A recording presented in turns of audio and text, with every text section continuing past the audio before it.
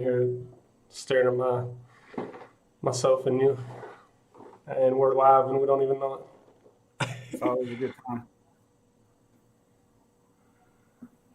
All right. So, what's going on, guys? It's Cheetah and the Cheese here to bring you the first week NFL preview of the Texans versus the Chiefs. For this segment, we are going to talk about basically what we think is going to happen during the game, throughout the game, guys we want to look out for, and just interesting stuff like that. If you're really into football, we hope you enjoy this stream, but we wanted to kind of do something along the lines of this, not just video games, but we want to start another thing with the NFL, fantasy football. So I hope you enjoy this and hope you guys are watching. God, football is back, baby. Football. I know you feel it. Come on now.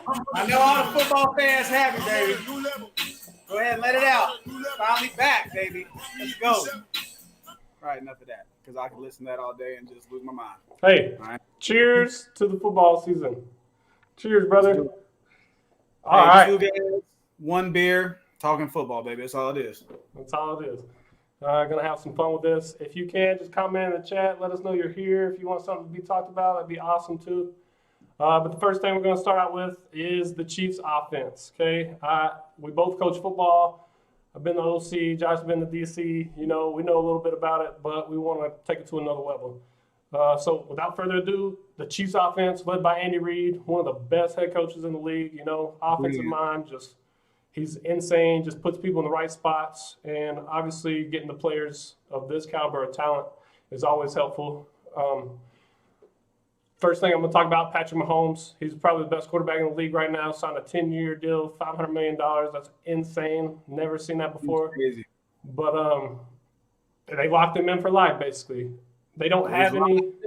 They don't have any really new faces over there on the offensive side of the ball, except for the running back, which we'll talk about here in a little bit. I'm really weird about rookie running backs coming into the league, starting and having all this hype, but we'll see what happens, especially since he's with Andy Reid, Patrick Mahomes, Travis Kelce, number 1 tight end in the league. He's had over 1,000 yards receiving in the past 5 years, so he's always a big threat. You got Tyreek Hill that'll bust top off the coverage. You always have safeties over the top, but sometimes they just get beat with speed, and Tyreek Hill is that guy. He can get past you. He can route run. He's a legit wrecking force. And some of the highlights. He's the other cheetah. You're right. Some of the highlights I've seen with him and Patrick Mahomes have some crazy, crazy chemistry, just like Travis Kelce. The O-line coming back, I got to give the O-line some love, man. Just football in general, if you don't have a good O-line, then you're probably not going to move the ball as much. But these guys, they have 2 of the best tackles in the league. The right tackle, Mitchell Schwartz, only allowed 1 rush. 1 pass rush the whole year last year. So that's awesome. He stayed healthy. There's a lot of injuries last year until the playoffs. So that was cool seeing coming up and them coming together and actually winning the Super Bowl. A lot of high expectations for these guys. I don't think they take a step back either. I think they actually take a step forward. The NFL is always transitioning to something new and something amazing that we always watch. So seeing what they're going to do based off last year's stats is going to be something extraordinary. I'm pretty excited to see that. Yeah. But going to the night's game, the Chiefs offense, what do you think the defense for the Texans have, Josh? Well, for me, I'm looking at it as a big, wide variety. They got a lot of guys coming back, but my main thing is Eddie Van Der Esch. He only played 3 games last year, and he's playing that nose tackle position. And I think they got to be really strong. We're trying to at least shut down the run to make them one-dimensional. That's what I think you need to do with the Chiefs. You got to make them one-dimensional. They can't pound you in this area. They can't open up the field when it comes to receivers and routes and things like that.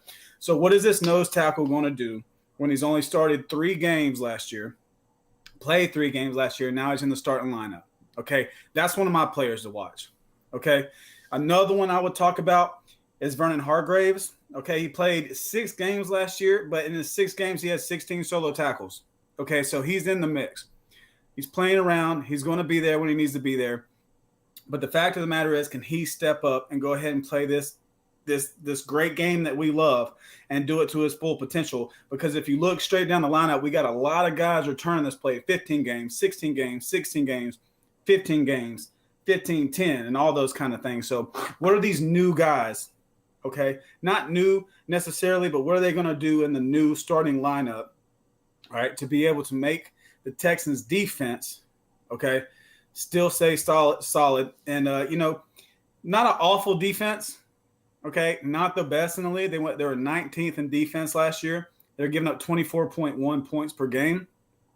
Do I think Kansas City can put up more than 24.1 points? Yeah, we've seen it multiple times, being down by that much. And they can come right around and just hang it on you.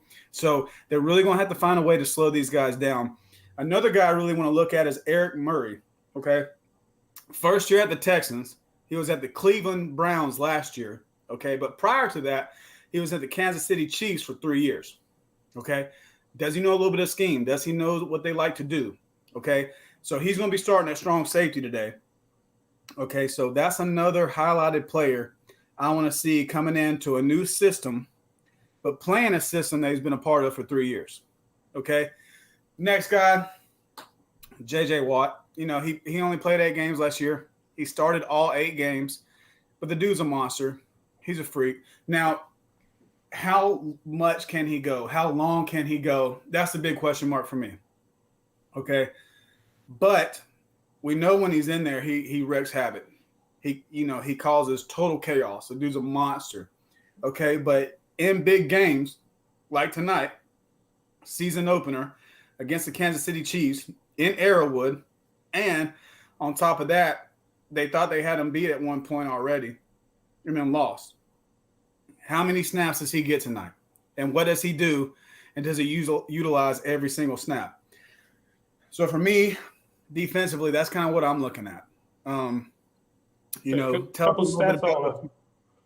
stats I want to kind of reiterate back here because I forgot to mention it is Kansas City was 5th in total offense last year on points scored for. They were averaging about 28.2, like you were saying.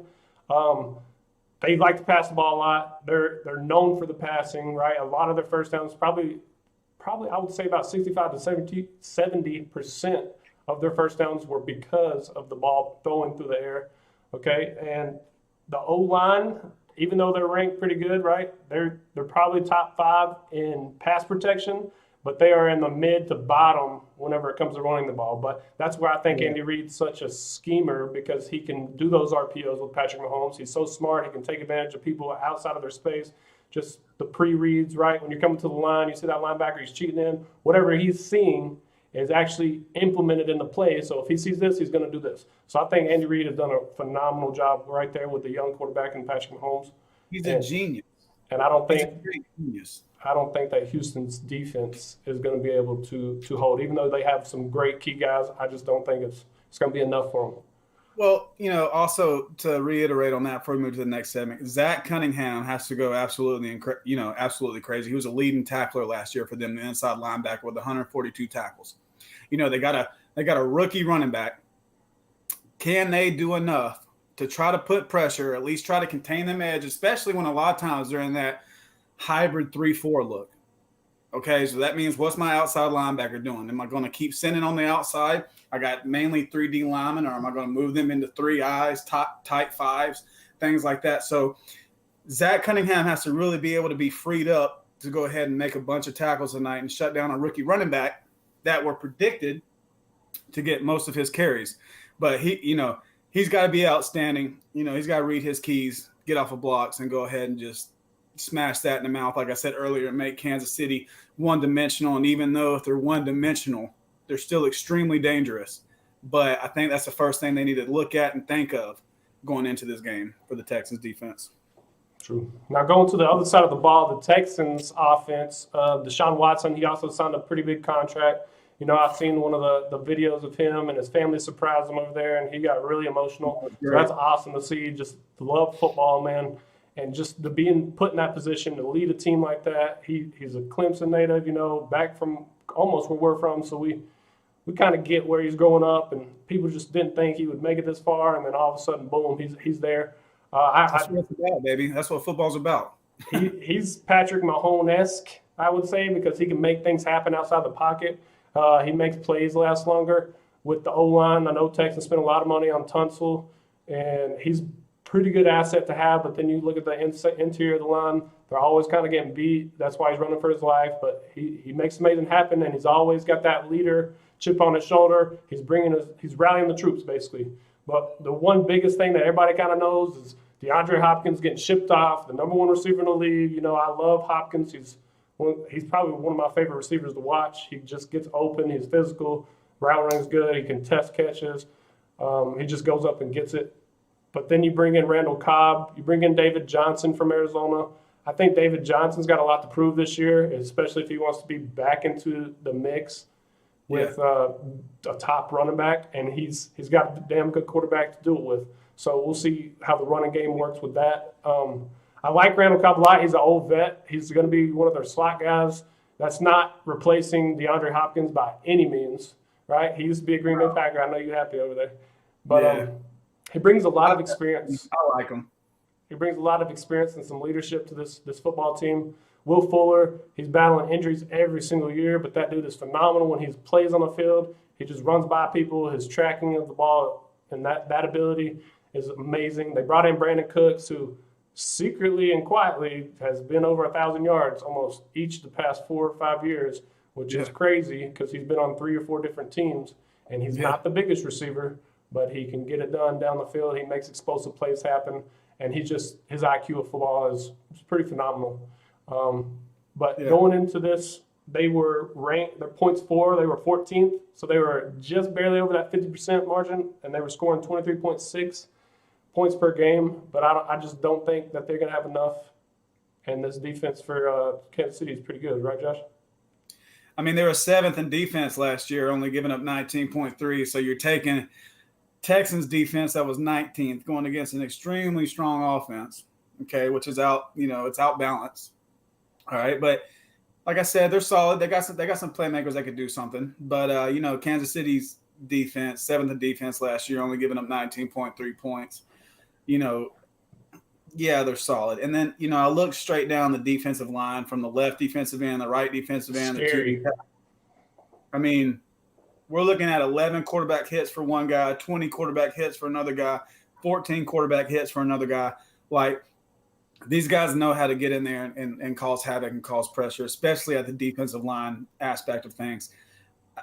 Another guy that I'm really looking at, a player to watch tonight for me, a linebacker coach, love linebackers, but Anthony Hitchens, he's got 15 games he played last year, started all 15 games, and he was a leading tackler with 88 tackles.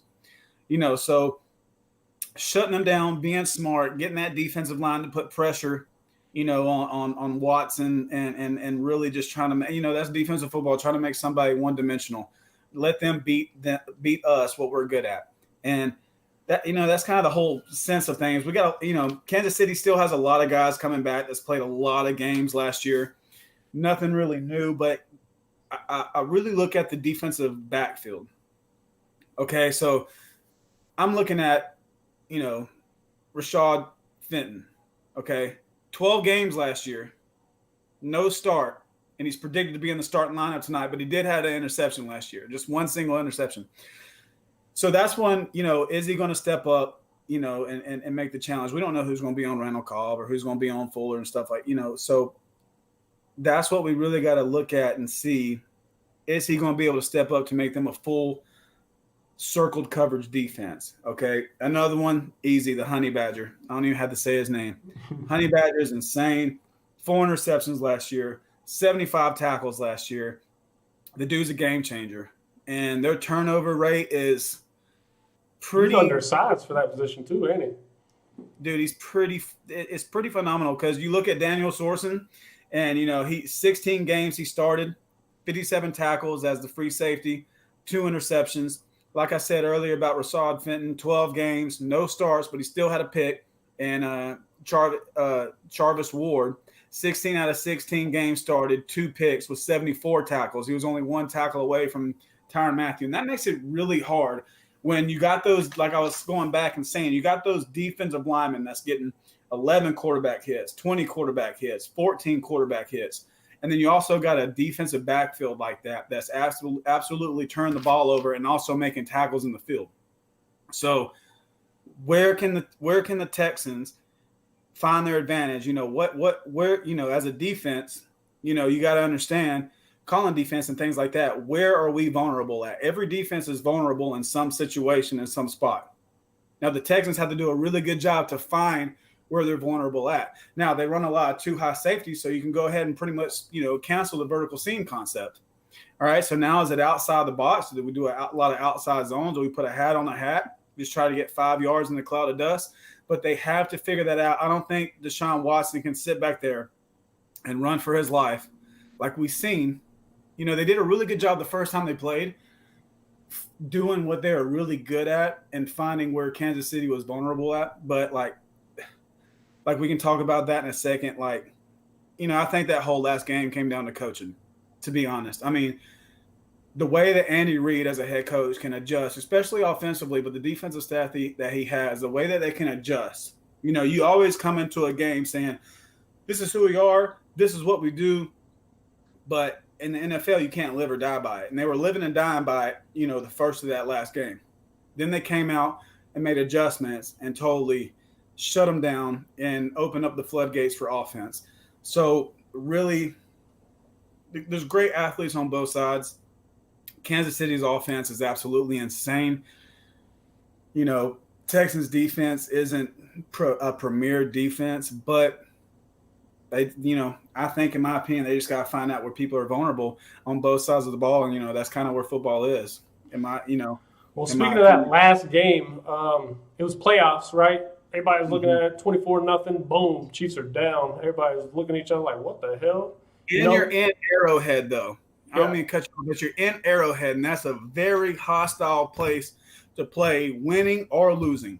Right. And then once you go down that far, what do you do as a player? You just look at each other, you keep blaming, or you come together. The good teams always come together, and then they get it done. Watching that little skit I posted on Facebook it was about 7 minutes long, but then when they realized seven minutes into the game, they're already down that much. And then you get a huge play from your kickoff returner, McCall Hardman, that takes it 60 and lights a fire on the sidelines, and then the whole game just changes. And on paper, you look at the stats, you look at the matchups, things like that. I say Kansas City by 10 or more, But all it takes is that 1-2 turnover, one bad play, fumble, whatever it is, and then the other team's back in business. And that's what I love about football so much, is because even though you could be the less talented team, you still could pull something out. Any given Sunday, baby. They made a movie about it. Any given Sunday. And, that being said, we're going to go ahead and start off with a 6-pack of questions. We're going to go ahead and pop the top off. One more thing. In that video, you get to see, basically in real time, Travis Kelce and Patrick Mahomes have a sick connection. Because they call a totally different play than what he was supposed to run. Travis said he's out there in the route, and he's got certain leverage on the guy, and he said he knew it was covered from the play, and then all of a sudden he turns and does his move, right? And he wasn't expecting the ball, but as soon as he turned, the ball was already out. Patrick Mahomes kind of had this connection and chemistry that we were talking about earlier with him. He just throws the ball in the spot, and then the receiver makes the play. It's hard if you're in man coverage to try to cover these kind of the type of guys.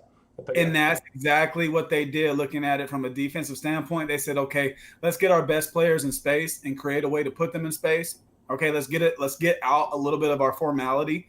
Let's put our best players in space and make things happen. And as an offense, when you can get your best player in space and just let him work, Travis Kelce, Tyreek Hill, all those guys, and with Mahomes in the back, just absolutely just feeding it, right? Like he's at the Thanksgiving table eating a turkey. I mean, it was that simple for him. Once it clicked, all right, and like you said earlier, Andy Reid with him, I think, is absolutely insane with the weapons that he has.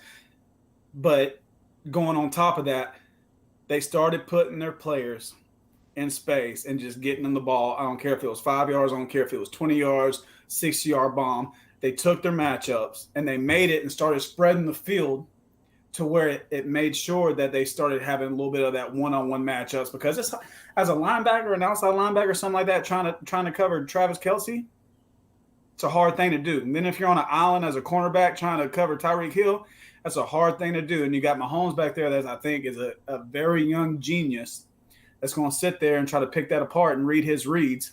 Okay. They're going to go ahead and start pick you apart. And that's what they start. Needless to say, whatever they bringing out, Texans are coming back with some vengeance. Wouldn't you agree? Oh, 100%. I'm ready for the game. Our picks will be in each week. Me and Ryan's pick, and we'll kind of keep track of it. This week it's going to be the same. Yeah, cheetah and cheese, baby, cheetah and cheese. But I'm gonna pick the same thing, but mine's gonna be a little bit different. I say Kansas City by 13 instead of 10. Obviously we do this again. We talk about Sunday's matchups and stuff like that. It'll definitely be different. But for my pick, I'm saying Kansas City by 13 for sure. Okay. But that being said, let's get back to the 6-pack of questions. All right, I got one for you, Ryan. Let's go ahead and pop the top on the first question. All right, does Clyde finish as a top 10 running back this year?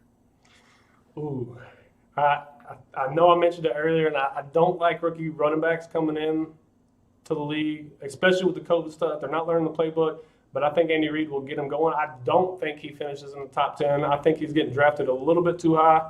I know it's number one offense, and PPR probably is eye-opener for some of you guys. Like, oh, yeah, he's going to catch the ball a lot. Just transitioning from college to the NFL is totally different. A lot of us don't even understand that. I don't even understand it all the way, but I know the speed's just a different animal. The physicality is just a different animal. So me personally, to answer that question, I don't think he finishes in the top 10. I think he'll be 15 to 20-ish. Well, and for me, running backs are loaded right now, dude. Look at McCaffrey, look at Henry, Aaron Jones. I mean, Dalvin Cook. I mean, that's 4 or 5 off the rip. And you got other guys going to some other teams. I know, like you look at Gordon and Lindsey. I mean, they're going to have to, they'll share carries at somewhat, but I'm still excited about those guys this year. I mean, running backs, Ezekiel Elliott. I mean, running backs really look good this year, and it's a high platform, like you said. He's on a great offense, but I want to see his durability. Came from LSU and things like that. They put a hat on a hat. They hit. He's going to be, he's going to be physical. He's going to run hard. We already seen all that, but how many carries can he take in that offense to not make him one-dimensional, and really be that workhorse? Can he do it? So it's a big question mark for me, but there's a lot of good running backs out there, man. A lot. There is a lot of upside, too, with Clyde Edwards-Helaire. He's fast, and obviously he's got great vision. But if that's being said, the league's changing. There's a lot of people that have that, It's becoming a passing league more than it is a running league. But the teams that can run the ball are the ones that are probably going to make the playoffs. Okay? Well, but that being said, number 2, 6 packs of questions. We're on number 2. I got you one. Okay. Do the Texans win their division this year?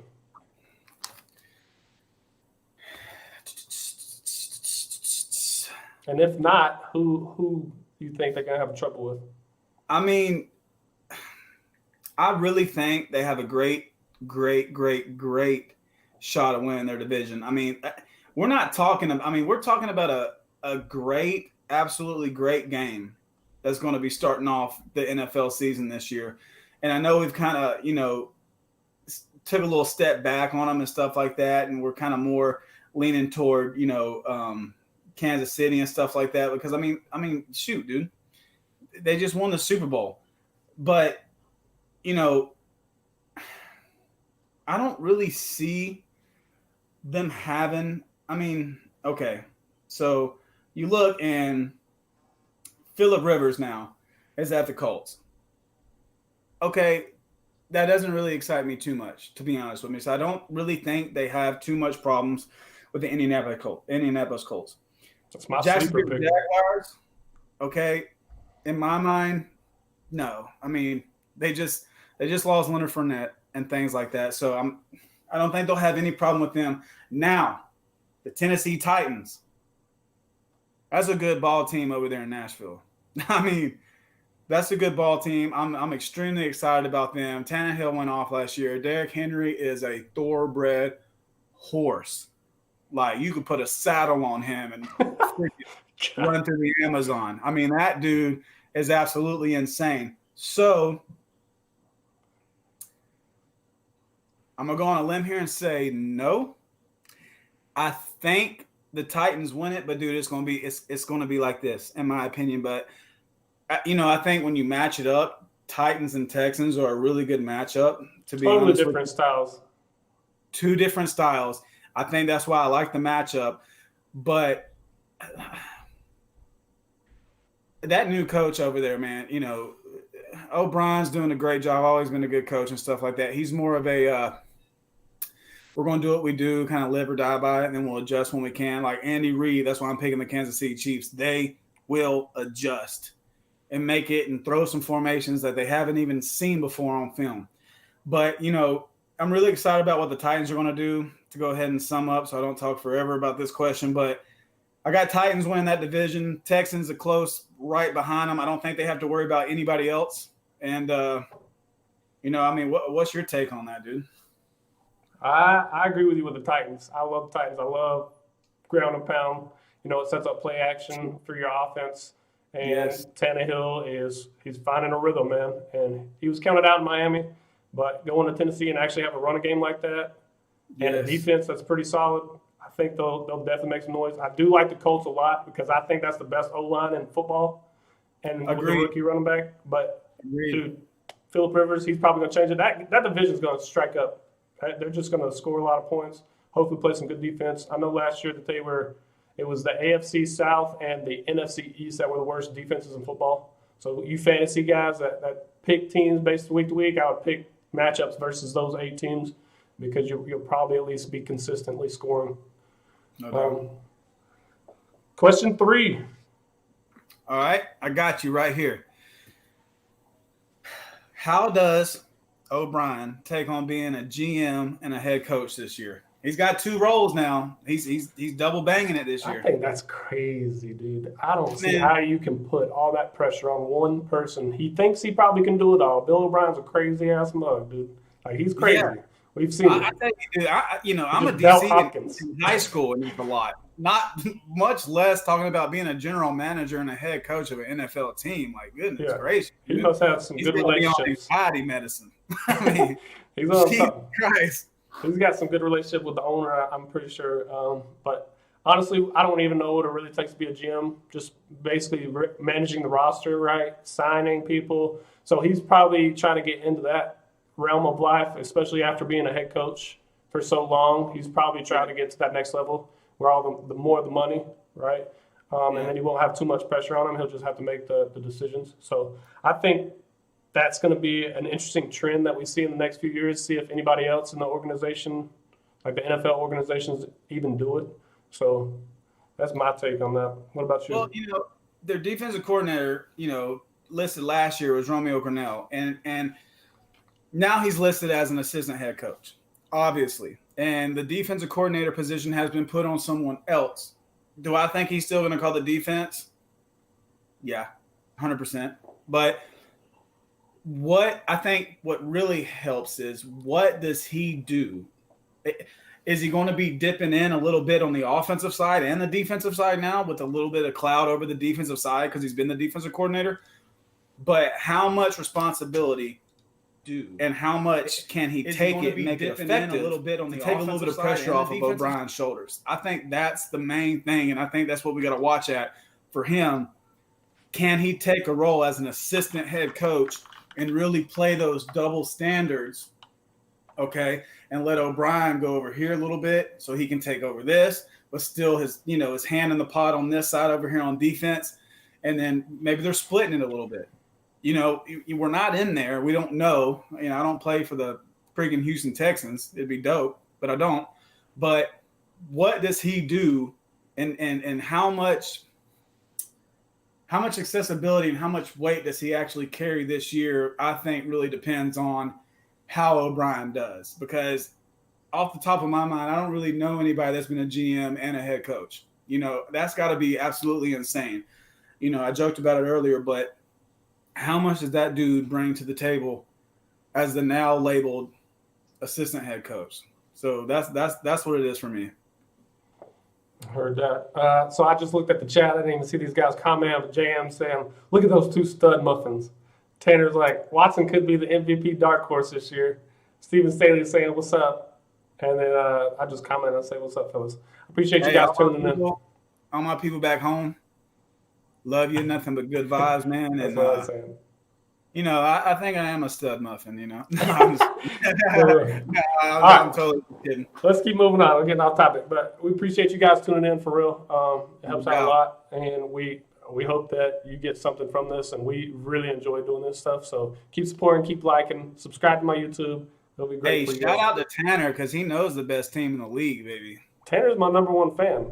I don't know if he beat out Rooster. He's a Packers fan, boy. I think I made him one in like 4th grade or something like that because I had a jacket on or something. It's dope. So shout out to Tanner. All right, question 4. This one's gonna be for you to start out with. We're almost done with the 6 packs of question, guys. I know it's taking a long time, longer than what we were thinking, that's for sure. But we just got a lot of things that's going on. Let's see. What is question 6 or 4? Let's go. Let's go with, what do you think the Chiefs will repeat? Woo! Okay. This will be a quick one, dude. Yeah, they are in the lead way right now, no doubt. Until when you're the champ until you're beaten. That's my mindset.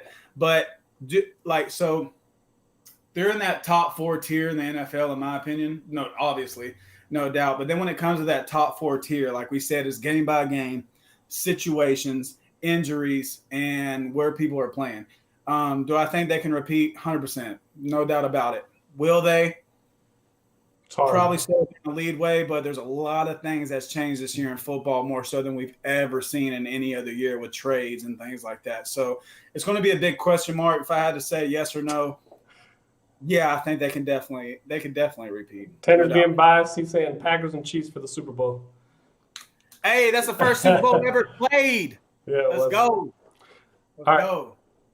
I don't think. I think they could, based on injuries, health. Right, that's a huge thing, and they're kind of a hurt team. So as long as they stay healthy and what they see on paper, I think they blow through that division. They make the playoffs. And then it's all up in the air after that. Like we saw last year, anything could happen. They were down 24-0, and then they came back, and boom, they're back in it. So I think they can repeat, but I don't think they will because I think there's just way too many good teams nowadays. And like you said, any given Sunday, it's hard to repeat in the NFL. I know Tom Brady did it for so long, but he ain't Tom Brady. I hate Tom Brady. Well, the AFC's changing now, baby. The AFC's changing. It ain't no cakewalk no more. Yeah. AFC is changing, but I agree with you on that. So I got something for you, offensive guy. Okay. Next question. All right. We're 5 in right now on the 6-pack. Does Watson get it done without Hopkins? Woo. You take away the number 1 receiver in my offense, man, I'm kind of pissed off. But as a competitor, you got to deal with what you got, right? Or basically a life lesson. You got to do what you got. And right now he's got a veteran leader, 2 veterans, right? Brandon Cooks, Randall Cobb, Will Fuller just needs to stay healthy. If he doesn't stay healthy, that receiving corpse is toast. And he's got to make chicken soup with chicken shit. You know what I'm saying? So yeah, it's gonna be hard. But it sounds pretty good. To get rid of a number 1 receiver like that and then come back and still be at that high of a level, I think they're going to drop off. I think they finished what? They finished 14th in points for this past year. I think that goes down to 20. I think they'll be one of the worst. I love Deshaun Watson, love what he's doing, but if David Johnson can run, hey, good news for them, but that's my only biased opinion. I don't think they would get it done in the passing game as much. Deshaun Watson is a freak. No doubt about it. That dude is a freak. Now, I still think Deshaun Watson puts up the same numbers. Point being, true, Tanner.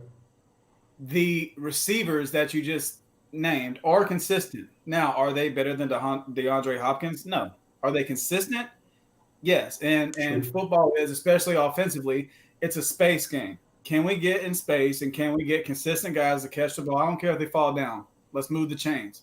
So I think he still puts up a lot of stuff. It depends on that one-dimensional concept again. Can they establish a running game? If they can establish a running game, I think he's fine. He still puts up great numbers.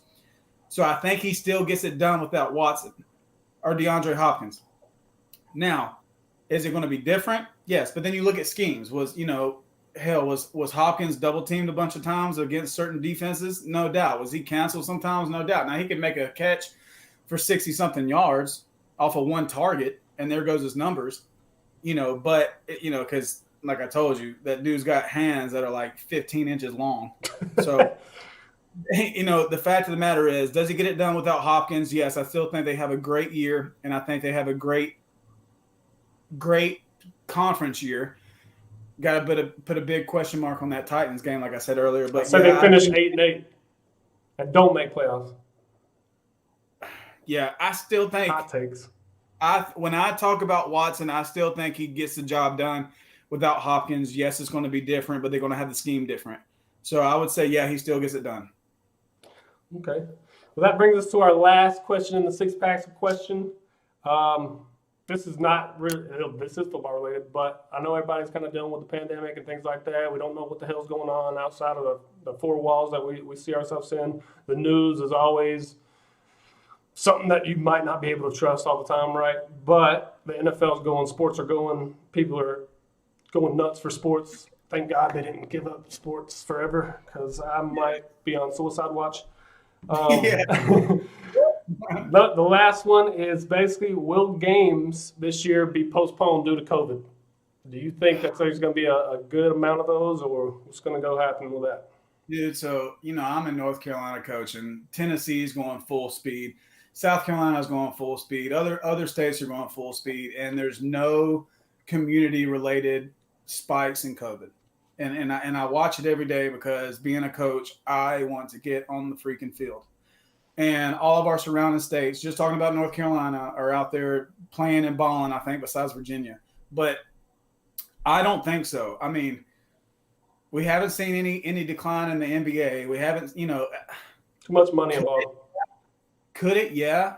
But I think it would be on a very, very, very, very, very precautious level. I mean, dude, there's so much money in the NFL. They're going to test these guys. They've been testing these guys. They've been doing this thing. There's not going to be any fans in the stands at the first and things like that. So, me personally, I don't think any game gets postponed because of COVID. I think we're kind of on the upward side of things. Hopefully, that's kind of what I believe. Is it real? Yes. The true thing? Yes. But do I think it gets postponed because of COVID? No. I think games are going to play this year. Yeah, I agree with you. I just think there's too much money involved. The players have an option, right, to opt out. That's their millions of dollars that they can lose out on just based on safety reasons. But, again, it's all up to them. The NFL's a business. It's going to be ran like a business. So I just hope for the safety of all the players. I hope nobody gets hurt or anything like that. But that's what I'm going to end that on with the COVID stuff. It's all up in the air, man. I don't really know. But Tanner had a really good question. Appreciate you commenting in the box over here. He's asking, besides Brady, which player are you most excited to watch play on their new team? Besides Brady? Yep. And I know you like the Bucs too, so. Damn, what a stumper. I'm gonna go ahead and beat you to it. I'm a Panthers fan. Cam Newton was one of the best. I hate him now. I don't like the Patriots at all. Cam Newton going to the Patriots. I'm pretty excited to see what he can do because I always said he can't throw the ball over 15 yards anymore. Cam Newton will fall out. I would say Cam Newton, but I'm also intrigued to really see. I'm really intrigued to see what Phillip Rivers does. Yeah. To be honest with you, that's been sitting in the Chargers organization for years, and he always puts up numbers. The dude. He's got the Benjamin Button disease. I mean, he's not aging. He is, but he's still putting up numbers. But now, get him out of the system, put him in a new squad, put him with some new weapons, and let's see what he does. But I would say Cam Newton and Phillip Rivers, no doubt. That's who I really want to see what's going on. to be honest. And then don't get me wrong, guys. I love Cam. I loved Cam whenever he's in Carolina, and he kept on getting hurt, and it would piss me off. And Teddy. It's all quarterbacks for me, but I want to see what freaking Teddy Bridgewater does. But that's what they're saying right now. Over a team. That's what Tanner is. He said he wants to see Teddy Bridgewater. John Michaels commented he wants to see Teddy. Teddy Bridgewater, they're sleeping on us, man. They really are. So we'll see what happens with Carolina. When he got snaps, man, he did what he had to do. That's what I'm saying. But I mean, you got some weapons on Carolina too right now that people are sleeping on. So I know it's all quarterbacks. I didn't say anyone else, but that's the three I'm excited about to see, no doubt.